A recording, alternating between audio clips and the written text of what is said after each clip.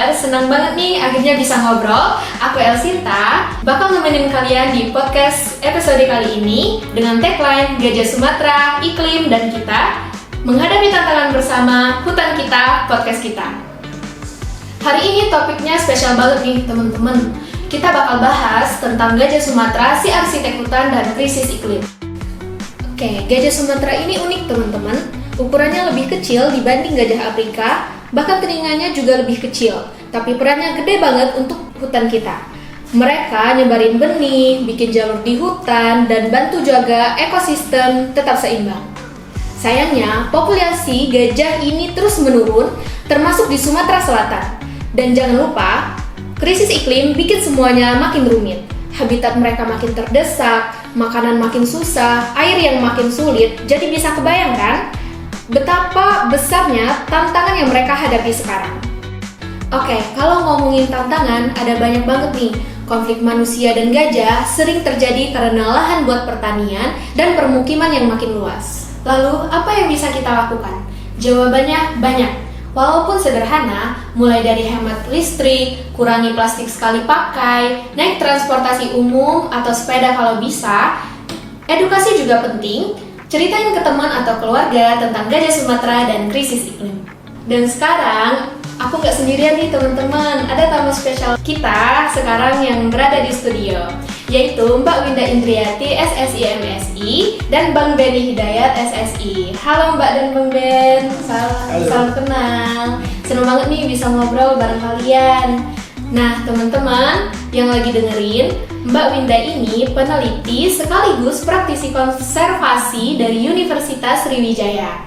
Beliau sudah terjun langsung di lapangan, mulai dari riset genetika gajah Sumatera sampai ikut mitigasi konflik manusia dan gajah. Jadi, kalau bahas gajah dan kaitannya sama krisis iklim, Bang Ben juga merupakan bagian dari tim biodiversity dari HAKI. Nah, kalau kita membahas terkait krisis iklim dan gajah Sumatera, Mbak Winda dan Bang Ben inilah yang memang udah ahli.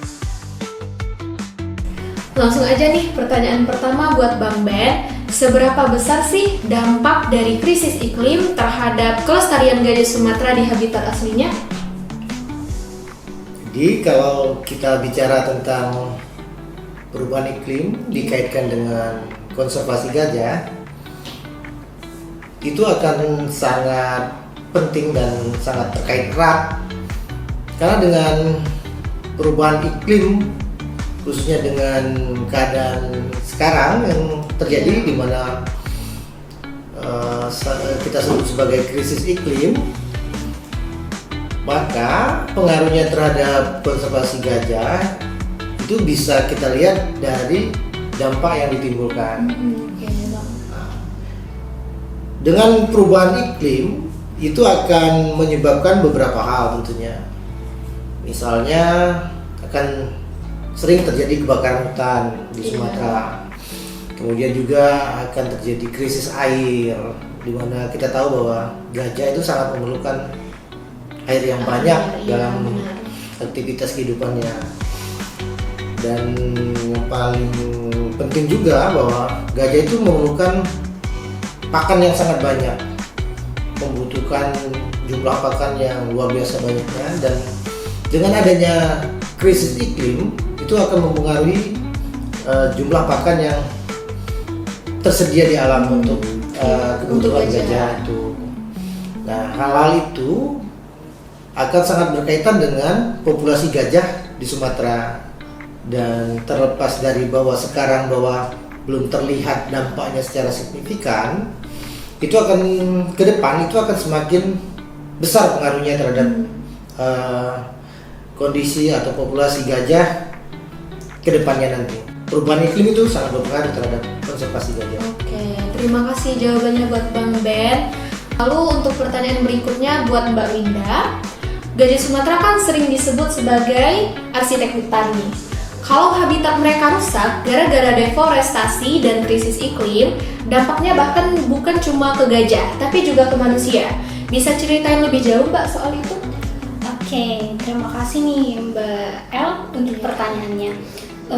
Kalau dikaitkan dengan fungsi dari satwa gajah ini sendiri sebagai arsitek hutan, kemudian tadi juga dikaitkan dengan krisis atau perubahan iklim, seperti yang disebutkan oleh Bang Ben tadi, saya mengacu bahwa dampak perubahan iklim ini nanti lebih luas atau jangka panjangnya akan terlihat pada kebutuhan air dan juga kebutuhan sumber pakan bagi daya dukung habitat gajah.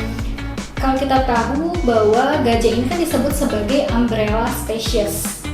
Jadi kenapa gajah bisa disebut sebagai umbrella species bagi suatu ekosistem di dalam lanskap atau di dalam kawasan habitat? Karena gajah ini memiliki pengaruh yang sangat besar menaungi beberapa kehidupan. Jadi istilahnya kalau kita melindungi gajah, berarti kita juga secara tidak langsung akan melindungi satwa-satwa kecil yang ada di dalam ekosistem itu. Kaitannya tidak hanya pada satwa, kita juga harus balance nih hidupnya. Jadi ada menyeimbangkan kebutuhan antara satwa, tetapi juga tidak mengesampingkan kebutuhan ataupun daya dukung bagi manusia yang berada di sekitarnya.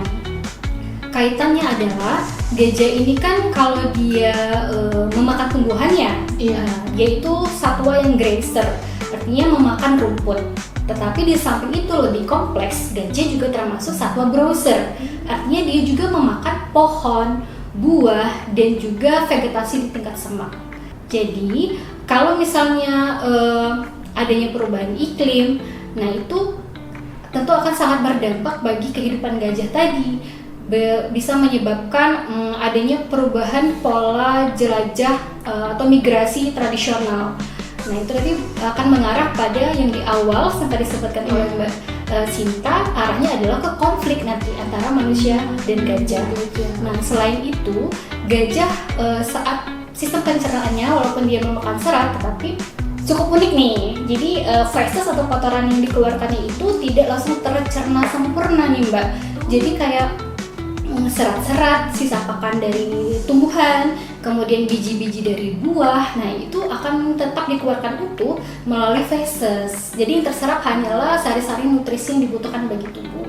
Nah sisa-sisa biji tadi, kan gajah ini pergerakannya jauh nih, bisa lebih kurang 32 km dalam satu hari jelajahnya untuk satu kelompok gajah. Pada saat dia menjelajah, otomatis dia juga akan melakukan pengeluaran sistem sekresi ataupun ekskresi dengan feses tadi. Nah lambat laun karena di fesesnya ini juga terdapat selulosa atau nutrisi alami bagi pupuk alam lah untuk beberapa jenis tumbuhan, jadi nanti akan tumbuh benih-benih baru gitu dari kotorannya. Nah itulah saya kira kenapa gajah disebut sebagai arsitek alam. Jadi fungsinya untuk menaungi ekosistem itu sangat luas dan kompleks, baik bagi gajah sendiri, bagi satwa yang lainnya, kemudian juga bagi kita manusia di masa yang akan datang gitu.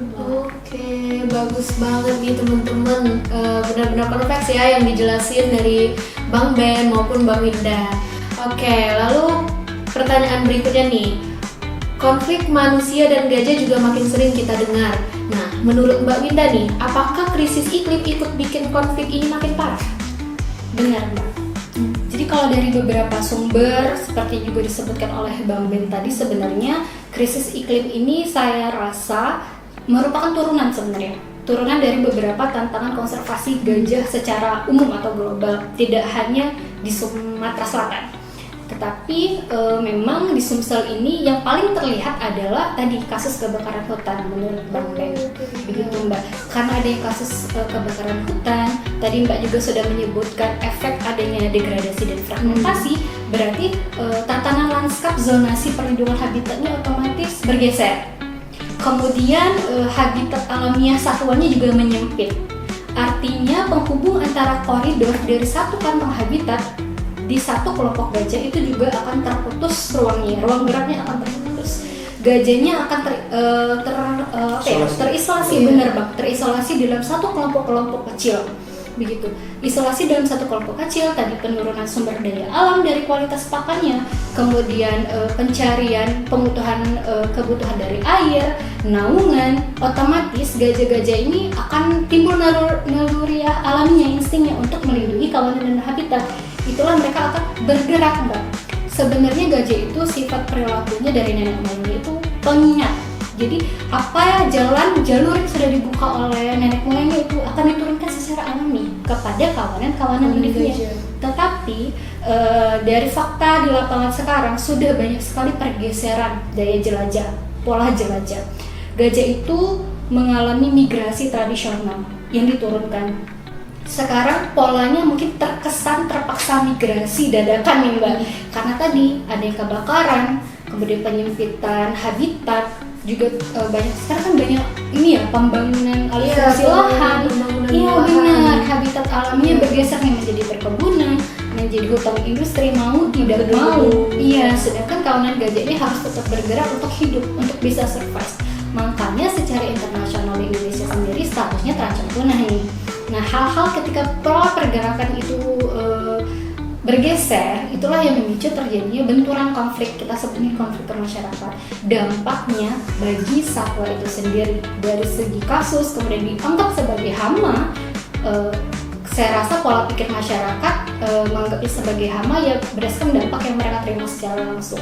Di sisi lain, sistem panen perkebunan masyarakat akan terganggu, dianggapnya merusak perkebunan karena gajah tadi bergerak tidak sesuai dengan naluri jalur alaminya karena mencari pakan, instingnya pakan dan tempat perlindungan. Iya benar.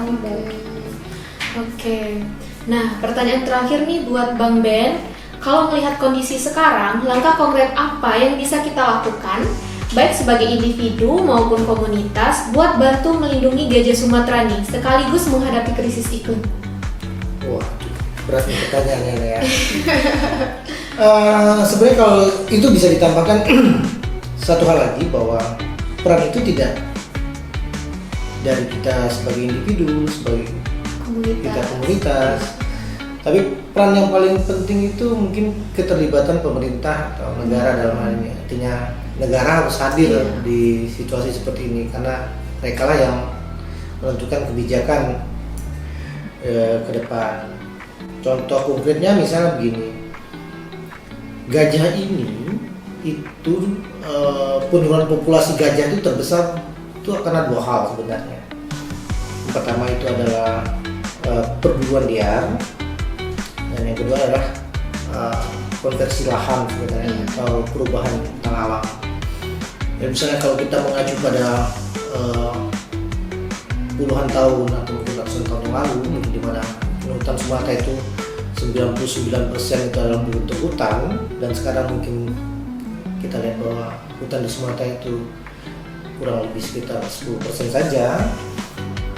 Maka yang terbayang oleh kita bahwa habitat gajah yang tadi sebesar atau seluas itu menjadi sekecil. Nah, peran kita sebagai organisasi di dalam hal ini HAKI misalnya, dan Mbak Binda di akademisi di UNSRI, kita mengambil peran masing-masing di sini.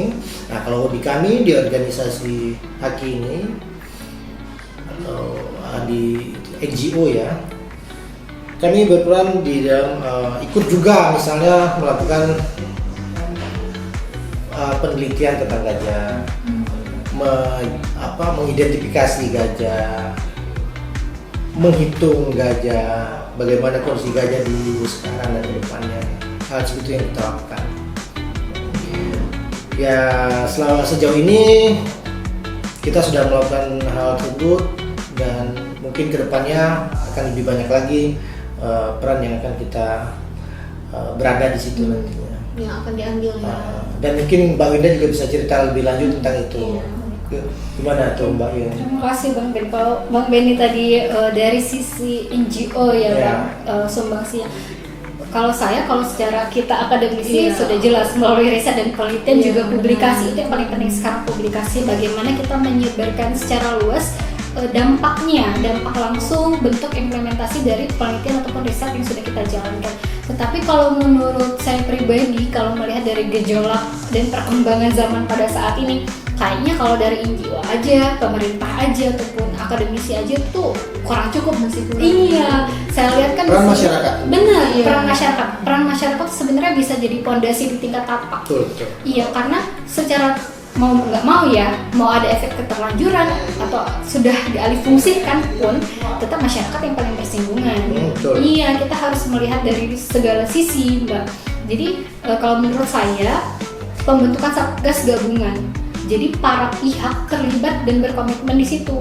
Seperti kata Bang Ben, harus ada legalitas dan kebijakan yang mengikat agar semuanya bisa terimplementasi dan terkontrol gitu. Ya, tidak pelaksanaannya. tidak sporadis. Benar, Bang. Nah, selain itu sekarang tuh perkembangan zaman udah pesat banget nih, Bang. Menurut saya perlu juga adanya tim pembentuk sosialisasi, edukasi dan pendampingan.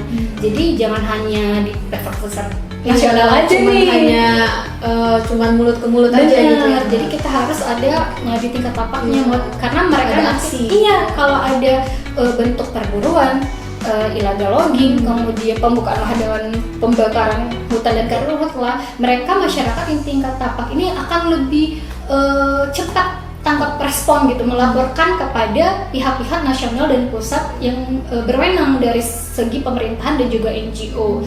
Selain itu harapannya Mbak Elsinta nih Gen Z, Bang. Ya. Jadi Gen Z kan Bener. paham banget nih, Bang, sama sosmed, berbagai Iya, aplikasi, bener. skill teknologi dan memviralkan gitu. Jadi teman-teman Gen Z ini apa ya, kalau menurut saya sih powernya besar, Bang, di Betul. zaman era sekarang. Jadi kalau disuarakan Gen Z akan viral, akan lebih tersorot gitu. Ya. Nah, teman-teman Mbak Sinta ini bisa mulai dari posting di sosmed, kalau ada isu-isu Kayak bikin cerita. konten gitu Bener, ya, Mbak. Mbak. Dengan Mbak Sinta ngajakin kita podcast ini, Pak. Iya, Wah, benar. ini positif banget nih, Bang, Bos. langkahnya, Bang. Ini kita seneng banget kan, Bang. Nah, selain itu kalau menurut saya level umurnya juga harus disasar di usia dini. Iya, setuju. Harapannya. Jadi kita Iya. kalau bisa materi konservasi dan perlindungan terhadap satwa ini itu sudah diperkenalkan di usia dini. Iya.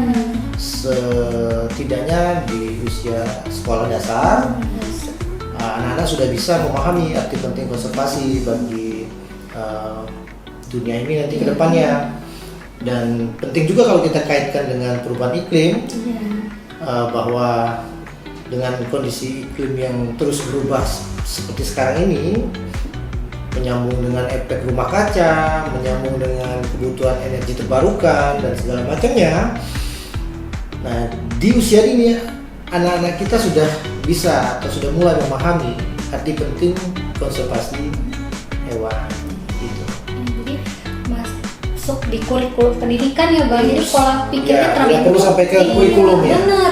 Jadi pola pikirnya bisa terbentuk itu pondasinya dari usia sekolah gitu. Minimal ada kesadaran. Benar, Iya. Bang, benar. Saya rasa gitu. Ya, karena memang sekarang itu harus menunggu viral dulu ya, Mbak, baru ada Iya. pergerakan dan aksi gitu ya. Iya. Iya, oke. Terima kasih banyak Mbak Winda dan Bang Ben. Insight-nya keren banget dan benar-benar membuka mata kita semua nih. Dari sini kita jadi sadar kalau melindungi gajah Sumatera itu sama saja dengan melindungi hutan, ekosistem, dan bahkan kehidupan kita sendiri. Jadi teman-teman, dari obrolan kita kali ini ada dua hal yang penting. Gajah Sumatera itu satwa kunci yang harus kita jaga, dan krisis iklim itu nyata banget dampaknya, baik buat mereka maupun buat kita sendiri. Tapi kabar baiknya, kita nggak sendirian. Dengan langkah kecil yang konsisten, kita bisa jadi bagian dari mereka. Ingat, gajah Sumatera, iklim, dan kita menghadapi tantangan bersama. Terima kasih sudah nemenin aku di podcast ini. Aku Elsinta, pamit. Jangan lupa jaga hutan, jaga bumi, dan jaga harapan.